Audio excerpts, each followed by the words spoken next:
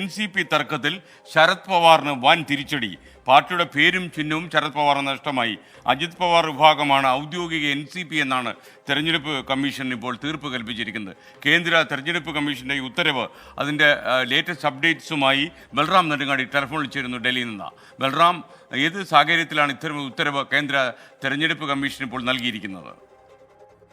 SKN ഈ NCP സംബന്ധിച്ചിടത്തോളം ഏറെ സുപ്രധാനമായ ഒരു തീരുമാനമാണ് കേന്ദ്ര തെരഞ്ഞെടുപ്പ് കമ്മീഷനിൽ നിന്നും ഉണ്ടായിരിക്കുന്നത്. പാർട്ടി പിളർന്ന് അജിത് പവാർ ഒരു വിഭാഗം നേതാക്കളുമായി പുറത്തുപോയ ഘട്ടത്തിലാണ് NCP ഔദ്യോഗിക വിഭാഗം ആരുടേത് എന്ന തർക്കം ഉടലെടുത്തത്. തുടർന്ന് ഇരു വിഭാഗവും കേന്ദ്ര തെരഞ്ഞെടുപ്പ് കമ്മീഷനിൽ പരാതികൾ നൽകിയിരുന്നു. കഴിഞ്ഞ 6 മാസത്തിനിടെ രണ്ട് വിഭാഗത്തിന്റെയും 10 തവണയോളം ഹിയറിംഗുകൾ കേട്ട ശേഷമാണ് ഇക്കാര്യത്തിൽ കേന്ദ്ര തെരഞ്ഞെടുപ്പ് കമ്മീഷൻ തീരുമാനം എടുത്തിരിക്കുന്നത്.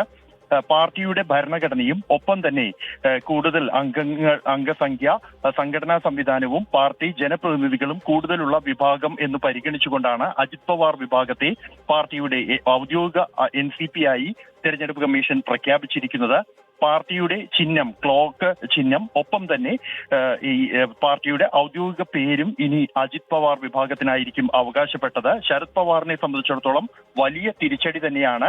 24 വർഷം മുമ്പ് ശരത് പവാർ തന്നെ രൂപീകരിച്ച സ്വന്തം പാർട്ടി കയ്യിൽ നിന്നും നഷ്ടപ്പെട്ടിരിക്കുന്നു. അദ്ദേഹത്തിന് പാർട്ടിയുടെ പേരും ചിഹ്നവും നഷ്ടപ്പെട്ടിരിക്കുന്നു.